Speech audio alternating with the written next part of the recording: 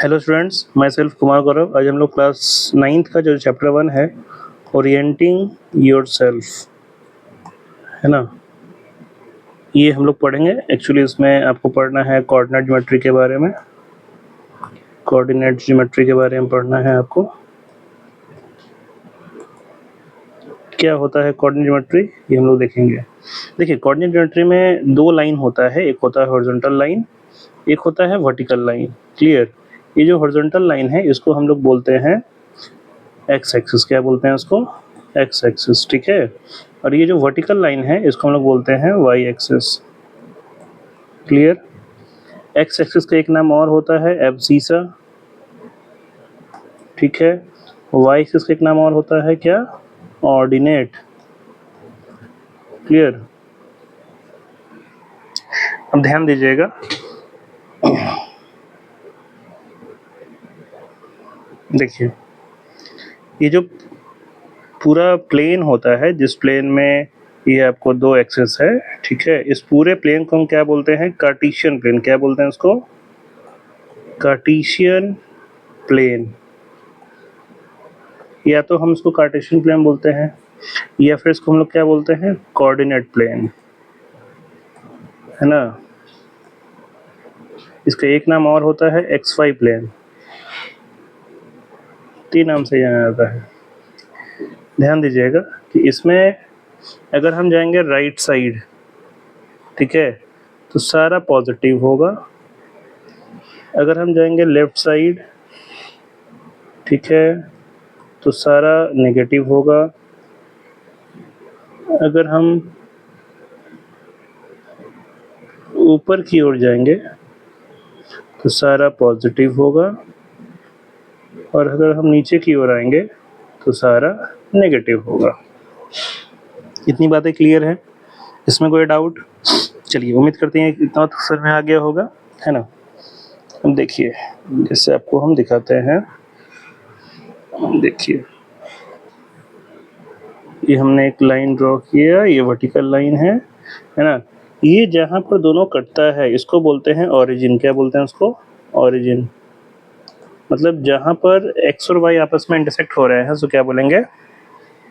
Origin बोलेंगे। इसमें हम लोग नंबर लिखते हैं जो कि इक्वल इंटरवल्स पे होता है, इस तरीके से।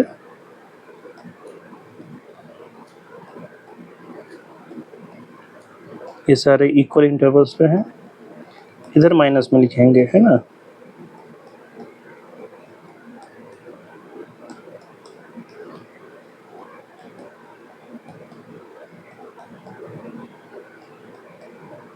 इस टाइप से। क्लियर है बच्चों? अब अगर मान लीजिए लिखा हुआ है 5,3, तो 5,3 जब लिखा हुआ है तो ये एक ऑर्डर्ड पेयर है। क्या है ये? ऑर्डर्ड पेयर है। ऑर्डर्ड पेयर कहने का मतलब क्या होता है कि हमेशा इसमें जो पहले वाला होगा वो x होगा और जो दूसरे वाला होगा वो y के लिए होगा, हर बार, ठीक है। जो पहला वाला होगा वो x के लिए होगा और जो दूसरा वाला होगा वो y के लिए होगा। अब अगर 5,3 को हमको पुट करना है तो इसका मतलब ये कि x पे 5 और y पे 3। देखिए, ये y पे 3 हुआ, x पे 5, यानी ये वाला जो बिंदु होगा, ये जो पॉइंट होगा, ये 5,3 होगा। क्लियर?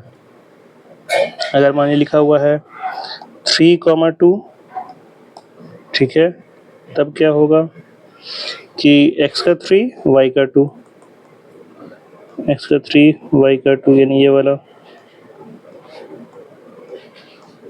ठीक है।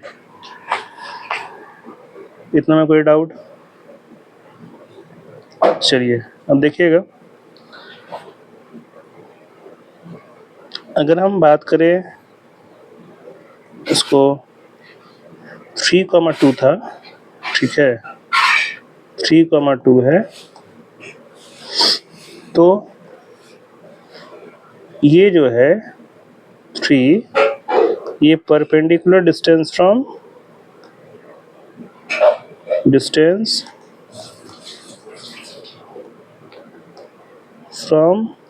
y एक्सेस को इंडिकेट करता है। देखिए, 3, यानी कि y से परपेंडिकुलर कितना डिस्टेंस है, y से देखिए परपेंडिकुलर कितना डिस्टेंस है, इसको इंडिकेट करता है, ठीक है।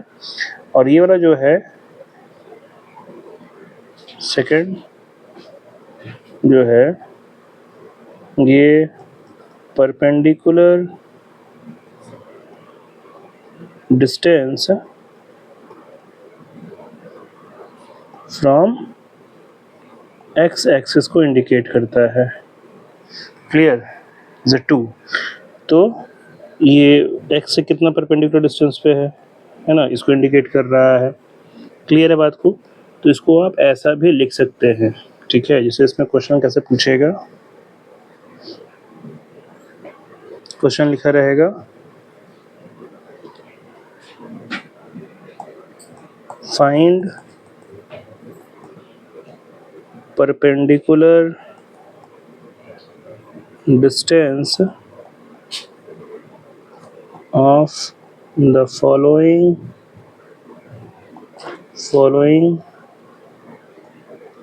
coordinates from x and y axis, ठीक है। जैसे मान लीजिए पहला कोऑर्डिनेट लिखा हुआ है, पहला जो कोऑर्डिनेट है आपका, पहला जो कोऑर्डिनेट है वो लिखा हुआ है 3,2, ठीक है। तो अगर इसमें हम बात करें कि perpendicular distance from x axis क्या होगा, यानी x से परपेंडिकुलर डिस्टेंस क्या होगा, तो x से परपेंडिकुलर डिस्टेंस जो है वो y कोऑर्डिनेट होता है ना, यानी वो हो जाएगा 2। अगर हम बात करें इसमें कि perpendicular distance from y axis क्या होगा, तो y एक्सिस से जो परपेंडिकुलर डिस्टेंस होगा वो आपका x एक्सिस होता है, यानी कि 3 हो जाएगा। वैसे अगर मान लीजिए लिखा हुआ है, यहाँ पे यूनिट लगा लीजिएगा, 2 यूनिट, 3 यूनिट, अगर लिखा हुआ है -5,7, इसका पूछा तो कैसे लिखिएगा, perpendicular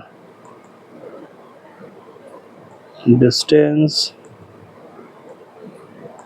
from x axis, x से परपेंडिकुलर डिस्टेंस कितना होगा, तो 7 यूनिट, यानी जो अगर x से पूछा है परपेंडिकुलर डिस्टेंस मतलब y वाला होगा, ठीक है, यानी कि 7 यूनिट हो जाएगा, है ना। अगर पूछे आपसे कि perpendicular distance from y axis, तो निगेटिव मत लिखिएगा, ये सिर्फ होगा 5 यूनिट। देखिए इसको कैसे दिखाते हैं, देखिए